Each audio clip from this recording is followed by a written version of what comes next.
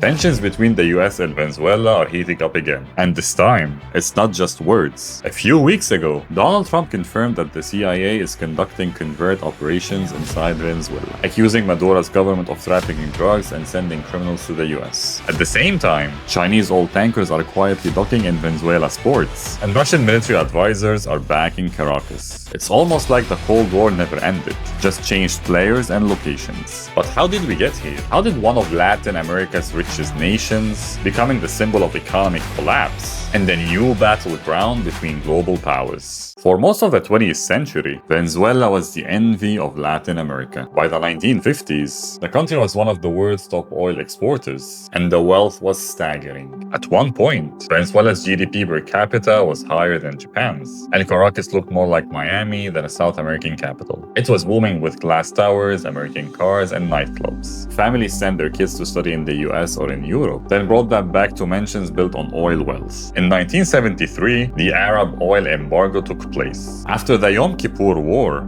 Arab oil-producing companies stopped selling oil to the US and its allies. Global supply dropped overnight, and oil prices quadrupled in just a few months. And for oil exporters like Venezuela, it was a golden ticket. Caracas was swimming in money. Per capita's income reached $10,000 per person in today's dollars, higher than Spain or South Korea at that time. The government poured cash into welfare programs, housing, education, and healthcare. You could get a universal degree basically for free, buy subsidized gasoline cheaper than water, and take vacations abroad without worrying about the exchange rate. The Bolivar, Venezuela's currency, was stronger than the US dollar. People would fly to New York for the weekend just to have a steak and do some shopping, and come back home to booming construction, imported cars, and generous welfare programs. Oil wasn't just an export, it was the foundation of the entire nation. But as the saying goes, easy money makes hard times. Because behind all this wealth, Venezuela was building a petrostate, where nearly everything depended on oil prices. And then came the crash. In the 1980s, oil prices plunged, and so did Venezuela's fortune. The economy spiraled, debt soared, and inflation started eating into everyday's life. And that's when political instability started brewing. A former paratrooper called Hugo Chavez tried to seize power in a failed coup in 1992. And 7 years later, he succeeded through elections. He came to power in 1999, promising to end poverty and fight corruption, and most importantly,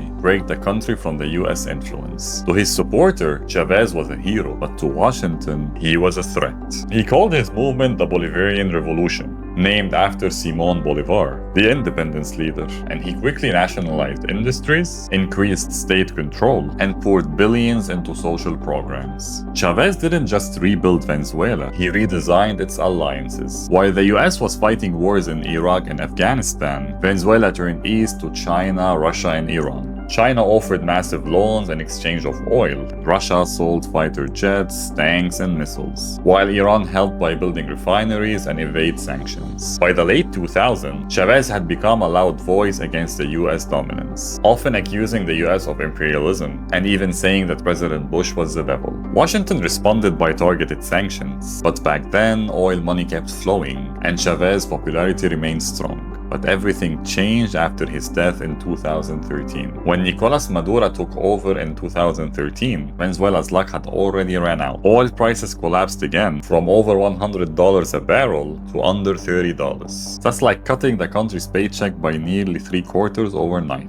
Venezuela tried to print money to overcome the deficits, and that's when hyperinflation exploded. By 2018, prices were doubling every few weeks, and the local currency was practically useless. And then came the sanctions. Starting under Obama, then intensified under Trump. The US imposed sweeping restrictions, targeting Venezuela's oil, gold, and banking sector, and even blocked access to foreign reserves. The goal was to pressure Maduro to step down, but the reality was devastating. With no access to dollar or markets, imports collapsed, hospitals ran out of medicine, and millions fled the country. Between 2013 and 2020, Venezuela's economy shrank by nearly 70%, one of the worst collapses in recent history. Imagine this, a country with one of the largest proven oil reserves, yet gas stations are empty. People were lining up for bread, while billion-dollar oil field rusted in the background. Hospitals couldn't find basic antibiotics, and electricity electricity failed for hours every day. The bolivar, once stronger than the US dollar,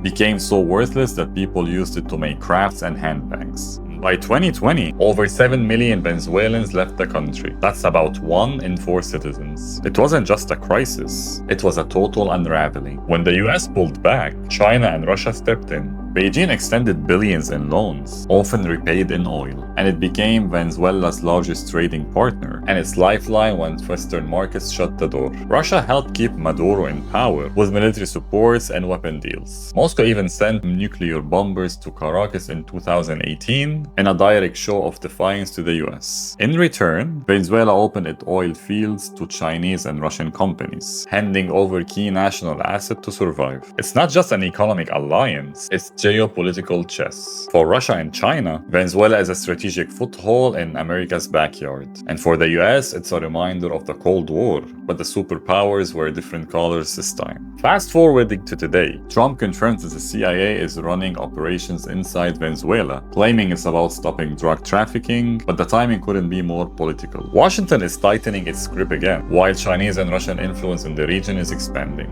The Caribbean is starting to look like a new front line, with warships and intelligence battles. Maduro calls it a foreign conspiracy and warns that Venezuela will defend its sovereignty by any means necessary. Sounds familiar? It should, because history seems to be looping back.